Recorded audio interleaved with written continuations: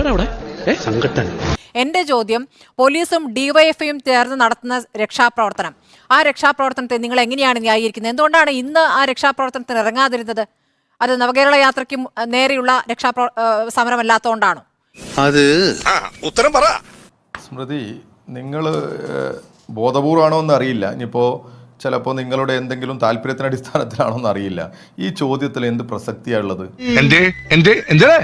ഏതെങ്കിലും ഒരു സമരം ഈ UDF BJP പ്രഖ്യാപിച്ചത്, ആ സമരത്തിനെ യഥാർത്ഥത്തിൽ ജനാധിപത്യ രീതിയിൽ അവർ നടത്തുന്ന സമരത്തെ എവിടെയെങ്കിലും ഞങ്ങൾ ആരെങ്കിലും തടയാൻ ശ്രമിച്ചിട്ടുണ്ടോ? അങ്ങനെ ശ്രമിക്കാറില്ല. പിന്നെ അവിചാരിതമായി എവിടെയെങ്കിലും എന്തെങ്കിലും സംഭവിക്കാന്നല്ലാതെ ഒരു രാഷ്ട്രീയ പാർട്ടിയുടെ പ്രതിനിധി, ഞാൻ പറഞ്ഞോട്ടെ സ്മൃതി, ഇങ്ങനെ ബഹളമാക്കല്ല സ്മൃതി. ഞാൻ നിങ്ങളോട് പറയുന്നത്, നിങ്ങളെ കൂടെ ചർച്ച ചെയ്യുമ്പോൾ നിങ്ങൾ ഇങ്ങനെ ഒരു ഇത് കാണിക്കരുത്. റേഡിയോ ഒന്നും അങ്ങോട്ട് പറയാൻ പറ്റത്തില്ല, പറയുന്നല്ല ഇങ്ങോട്ട് കേട്ടോളൂ. ഞാൻ ചോദിക്കുകയാണ്, നിങ്ങൾ സമയം കൊടുത്തു, ഞാനും പറഞ്ഞോട്ടെ. ഈ മൂന്ന് പേരും എന്റെ രാഷ്ട്രീയത്തിനെതിരെ സംസാരിക്കുന്നവരാണ് ഇവിടെ ഉള്ളത്. അത് നല്ല ബോധ്യം എനിക്കും ഉണ്ട്, നിങ്ങൾക്കും ഉണ്ട്.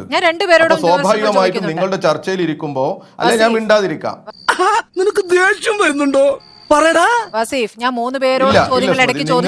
നിങ്ങളുടെ ആംഗ്യവും നിങ്ങളുടെ രൂപവും ഞാൻ നിങ്ങളെ ഞാൻ കേട്ടതാ പറഞ്ഞത്. ഞാനൊന്ന് പറഞ്ഞോട്ടെ. ഇല്ല സ്മൃതി, ഞാൻ പറഞ്ഞോട്ടെ. എന്നിട്ട് അധികാരം കിട്ടിയെടുത്തെല്ലാം ഈ പ്രതികരിക്കുന്നവരെയും പ്രതിഷേധിക്കുന്നവരെയും എല്ലാം ഇല്ലാതെയാക്കാൻ ശ്രമിക്കുന്ന, തച്ച് തകർക്കുന്ന, ഫാസിസ്റ്റ് പ്രവണതയാൽ നയിക്കപ്പെടുന്ന ഈ BJPയുടെ പ്രതിനിധി എന്തൊരു അല്പത്തരമാണ് വിളിച്ചു പറയുന്നത്. നിങ്ങളെയൊക്കെ ഈ കേരളത്തിനറിയാം, കേരളത്തിന് അല്പം വിവേകമുണ്ട്. നിങ്ങളുടെ ഈ അസഹിഷ്ണുതയും അസ്വസ്ഥതയും ഒക്കെ കേരളത്തിലെ ജനങ്ങൾക്ക് നന്നായിട്ട് അറിയാം. അതുകൊണ്ടാണ് തിരുവനന്തപുരത്ത് കോൺഗ്രസ് സഹായിച്ചുകൊണ്ട് നേമത്ത് നിങ്ങൾക്ക് കിട്ടിയ സീറ്റ് പോലും കഴിഞ്ഞ തെരഞ്ഞെടുപ്പിൽ തിരിച്ചു വാങ്ങി സമ്പൂജരാക്കി ഈ കേരളം നിങ്ങളെ മാറ്റിയത്.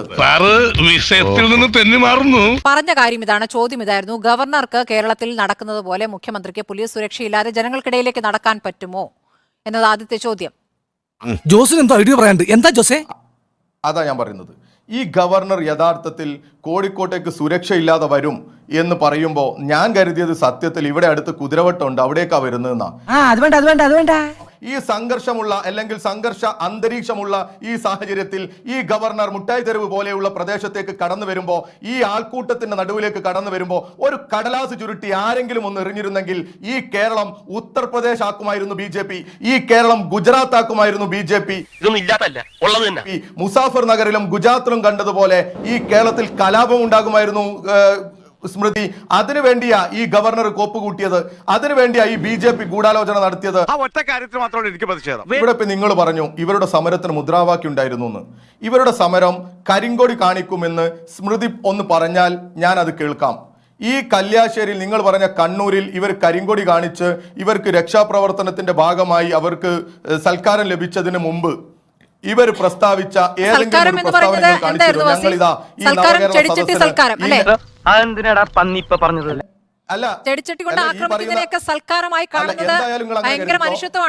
ഈ ഞാനും പറഞ്ഞോട്ടെ, അവരെ പിടിച്ചു മാറ്റിയതിനെ ഞാൻ പറഞ്ഞത്.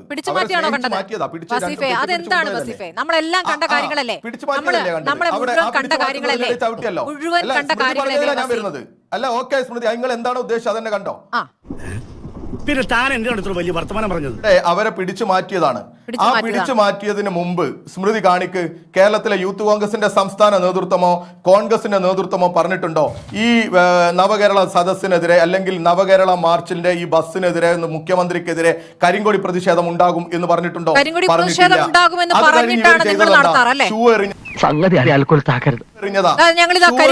ഇറങ്ങുന്നു. ഡിവൈഎഫ്ഐ എങ്ങനെയാണ്? ഞങ്ങൾ കരിങ്കൊടി പ്രതിഷേധവും സമരമുണ്ട് എന്ന് പറയാറുണ്ട്. അല്ലാതെ എങ്ങനെ ഒരു സുപ്രഭാതത്തിൽ എന്താ വസീഫ് ഒരു പുതിയ ആഖ്യാനം?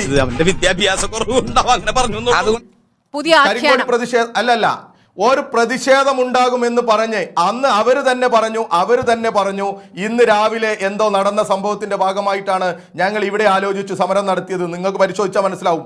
പിന്നെ ഷൂ എറിയൽ സമരം ഇവർ ആലോചിച്ചിരുന്നോ? നീ ഭാരിച്ച കാര്യമൊന്നും അന്വേഷിക്കണ്ട. ഷുവറിയൽ സമരം ഇവർ ആലോചിച്ചിരുന്നോ? അല്ല, അപ്പൊ ഷൂ എറിയാൻ ഇവരെന്തൊക്കെ പോകുന്നു ചെയ്യുന്ന ആര് എന്ന് കണ്ടു പറയോ? സ്മൃതി? അങ്ങനെയാണോ? വിമാനത്തിനുള്ളിൽ കയറി മുഖ്യമന്ത്രിക്കെതിരെ അല്ലല്ല ഉമ്മൻചാണ്ടി മുഖ്യമന്ത്രി അല്ല, എങ്ങനെയാ പറയേണ്ടത്? ഉമ്മൻചാണ്ടിയെ കല്ലെറിയുന്നതായി ഇവര് ഞങ്ങൾ പറഞ്ഞല്ലോ. കല്ലെറിയാൻ വരുന്നു എന്ന് പറഞ്ഞിട്ടാണോ വരുന്നത്? പറഞ്ഞല്ലോ സ്മൃതി. ആര് പറഞ്ഞു? എപ്പ പറഞ്ഞു?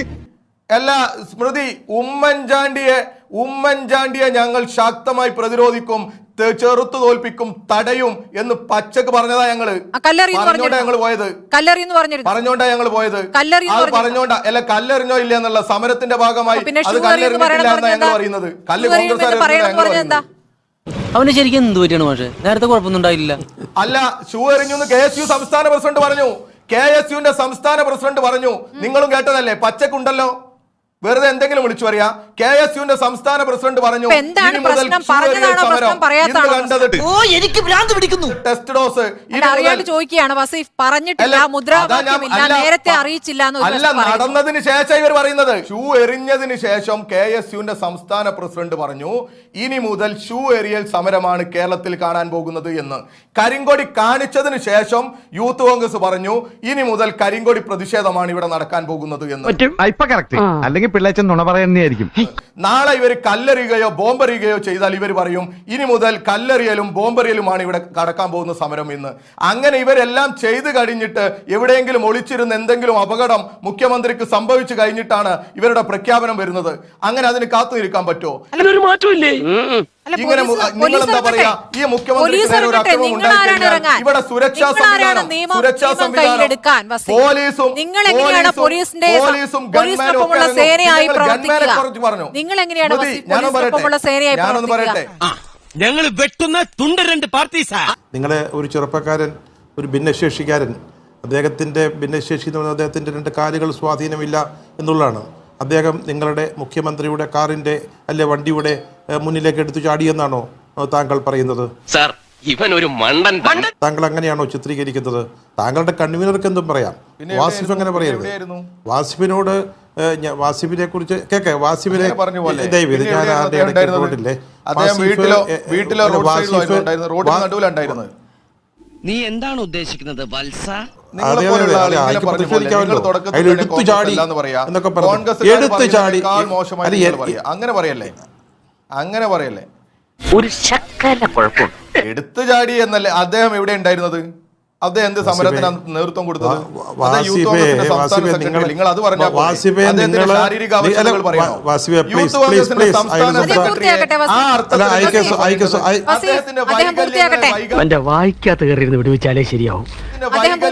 വൈകാരികമായി ചിത്രീകരിച്ച് അതിന്റെ സെന്റിമെന്റ്സ് വാങ്ങാൻ എന്തിനാ അതിന് പോകുന്നത്? സമരം ചെയ്യുന്നവരായിട്ട് കാണ്, അതല്ലേ വേണ്ടത്?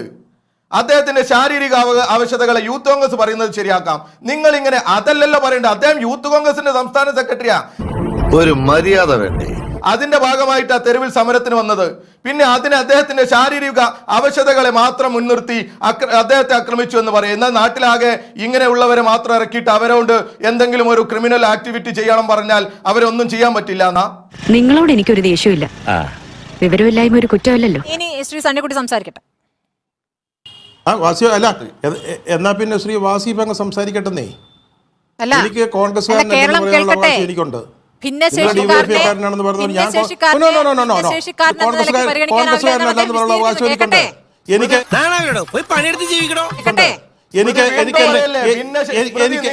എന്റെ കോൺഗ്രസ് ആണ്. എനിക്ക് മനസ്സിലാകുന്നുണ്ട്. ഭിന്നശേഷിക്കാരനായതുകൊണ്ട് അദ്ദേഹത്തെ ഒരാളും അടിച്ചിട്ടില്ല. അദ്ദേഹത്തെ ഒരാളും ഭിന്നശേഷിക്കാരനായതുകൊണ്ട് അടിച്ചിട്ടില്ല. ഒരു ഭിന്നശേഷിക്കാരനെയും ഏതൊരു മനുഷ്യനെയും അടിക്കരുത് എന്നാ ഞങ്ങളുടെ നിലപാട്. പക്ഷെ നിങ്ങള് ബോധപൂർവ്വം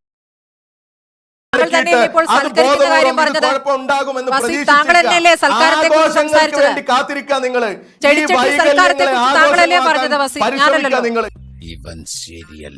യൂത്ത് കോൺഗ്രസിന്റെ സംസ്ഥാന സൽക്കാരത്തെ കുറിച്ച് പറഞ്ഞത് വസീഫാണല്ലോ. ഇനി ശ്രീ സണ്ണിക്കുട്ടി സംസാരിക്കട്ടെ. എവിടെയെങ്കിലൊക്കെ ജനാധിപത്യം നടക്കട്ടെ. സമരവും നടക്കില്ല, സംസാരവും പാടില്ല എന്ന് പറഞ്ഞാൽ എങ്ങനെയാ ശരിയാവാ? ഞങ്ങൾ പറഞ്ഞത് എവിടെയെങ്കിലൊക്കെ നടക്കട്ടെ. വസീഫ് ഒന്ന് കേൾക്കും. ഈ കിഴങ്ങനെ ഇതുപോലെ അങ്ങ് കൈകാര്യം ചെയ്താൽ മതി. ഓരോന്നിനും തർക്കിക്കാൻ നിന്നാ പിന്നെ അതിനെ സമയം കാണത്തുള്ളൂ. വാസിഫ് ഇത്ര എന്തിനാ ഇത്ര ആവേശം കൊള്ളുന്നത്? ഞാൻ നിങ്ങൾക്ക് ഇത്ര ആവേശം കൊള്ളാനും എന്നെ ഇത്രയും അത് ഭംഗി ആവേശം പറയാനും കൊള്ളൂ. മാത്രം ഒന്നും ഞാൻ ആവേശം പറഞ്ഞില്ല. കൊള്ളൂ ഞാനൊരു സാറേ. തെറ്റ് കാരണം പറഞ്ഞു പോയി. നിങ്ങളെപ്പോലുള്ള അല്ലല്ല, എനിക്ക് സണ്ണിക്കുട്ടി എബ്രാഹിമിന്റെ സമയമാണ്. അതുകൊണ്ടാ വസീഫ്, ഒരു ദയവ് ചെയ്ത് ഒന്ന് ക്ഷമിക്കൂ, ഒന്ന് കേട്ട ശേഷം മറുപടി പറഞ്ഞോളൂ. താങ്കൾക്ക് സമയം തരുമല്ലോ. പറഞ്ഞ അനുസരിച്ചില്ലെങ്കിൽ നിന്റെ മുഖം ചളിക്കി പിളിക്കി ചളിക്കി എന്തിനാണ് വാസിബെ ഇത്ര വലിയ ദേഷ്യം വരുന്നത്? താങ്കൾ ഞാൻ നേരത്തെ പറഞ്ഞ ഒരു വാചകം കൂടെ ആവർത്തിക്കുക. ആ ഒറ്റ സൽക്കാര പ്രയോഗത്തിൽ ഞാൻ പൂച്ചട്ടി സൽക്കാരം പറഞ്ഞില്ല. ആ സൽക്കാരം എന്ന് പറഞ്ഞെടുത്ത് നിങ്ങളുടെ മനസ്സിലെ ചിന്ത, നിങ്ങളുടെ ലക്ഷ്യം, നിങ്ങളുടെ അജണ്ട വളരെ കൃത്യമായിട്ട് മനസ്സിലാകുക. വെളിവുണ്ടെങ്കിൽ ഞങ്ങൾ അങ്ങനെ ചെയ്യൂ. എന്നാ പിന്നെ ഞാനങ്ങട്